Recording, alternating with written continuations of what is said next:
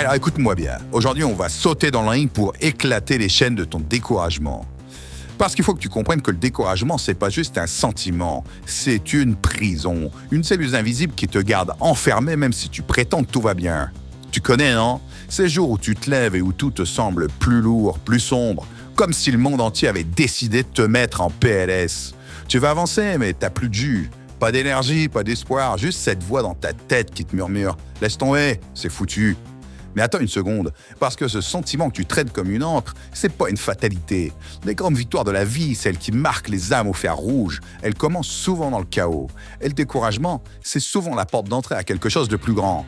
T'as jamais remarqué? C'est au creux de la vague que les plus grands miracles se produisent. C'est quand tout semble perdu que des types comme David surgissent. Alors imagine-le, là, David, un petit berger rachitique face à Goliath. Le mec, il est minuscule. C'est juste un gamin avec une fronde à la con. Devant lui, un géant bardé d'armure, une montagne d'arrogance, un berger face à un tank. La scène est complètement dingue. Ça hurle autour. T'as des soldats terrifiés, des mecs aguerris qui reculent. C'est du suicide, non? C'est juste un gosse, mais il porte en lui quelque chose que Goliath, avec toute sa taille et son armure, n'aura jamais. Une foi inébranlable. Alors David avance, pas parce qu'il est sûr de lui, mais parce qu'il est sûr de Dieu. Il dit « Tu viens à moi avec une épée, mais moi je viens à toi au nom de l'Éternel des armées. » Bam! Là t'as le secret fondamental. Il ne regarde pas la taille de son problème, il regarde la taille de son Dieu. Alors toi t'en es où? Face à ton Goliath, t'as la fronde en main ou t'as déjà jeté l'éponge? Parce que soyons clairs, le découragement c'est pas une excuse, c'est un choix. Alors pas celui que t'as voulu, on est d'accord, mais celui que t'as laissé entrer en baissant les bras. C'est là que l'histoire de David te frappe comme un uppercut. Tu peux pas l'esquiver. Parce que David, il a pas nié la réalité. Il a juste décidé que cette réalité, elle aurait pas le dernier mot. Ce gosse, il te montre que la taille de ton problème n'a rien à voir avec la taille de ta foi. Mais fais gaffe, parce que le découragement, c'est aussi un piège de comparaison. Moïse, à un moment, il en a eu vraiment marre. Le peuple d'Israël n'arrêtait pas de se plaindre et de chialer, alors il se retourne vers Dieu et il lui balance un truc du style « Et pourquoi tu m'as refilé ce fardeau? Ce truc va me broyer !» Le mec est à bout, plié sous le poids d'une mission qui semble taillée pour l'écraser. Tu vois, même les plus grands craquent. Mais Dieu, il n'a pas laissé tomber dans son désespoir. Il lui a rappelé « Je suis avec toi, je te donnerai tout ce dont tu as besoin. » C'est ça le découragement. Un moment où tu oublies qui marche avec toi. Et si tu l'oublies trop souvent, eh bien tu commences à croire que tu es seul. Et ça, c'est faux. Tu respires encore, alors Dieu n'en a pas fini avec toi.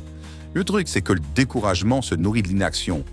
Regarde Élie, après avoir affronté les prophètes de Baal, une victoire massive, et bam, il s'effondre. Il fuit, il se cache et déprime grave. Seigneur, c'est fini, je suis seul, tue-moi. C'est brutal, non? Mais Dieu lui répond pas avec des reproches. Il lui envoie un ange, un repas et un texto.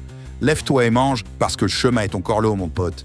Et c'est ça que tu dois comprendre. Le découragement, c'est pas une destination, c'est une pause. Une station où tu te remplis avant de repartir.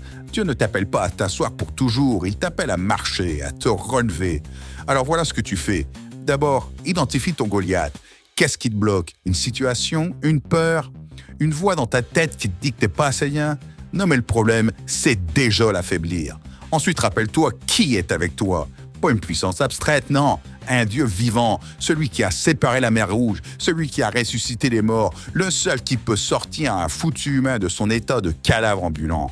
Concrètement, cette semaine, prends une feuille, écris 3 choses dessus qui te découragent. Puis juste en face, écris 3 promesses de Dieu qui répondent à ces situations. T'as peur? Je ne te délaisserai pas, je ne t'abandonnerai pas. T'es fatigué? Venez à moi, vous tous qui êtes fatigués, et je vous donnerai du repos. T'as l'impression de pas avancer? Ceux qui espèrent en l'Éternel renouvellent leur force.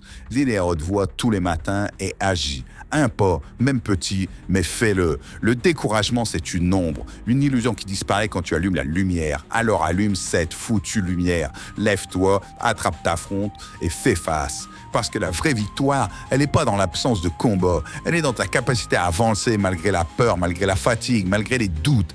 Et souviens-toi de ça. Si tu tiens encore debout, c'est pas un hasard. C'est parce que tu es plus fort que ce que tu crois. Alors dis-moi en commentaire c'est quoi ton Goliath et qu'est-ce que tu fais pour le terrasser aujourd'hui. Abonne-toi, active la cloche et prépare-toi parce que la suite de cette bataille, c'est ici qu'elle va se jouer.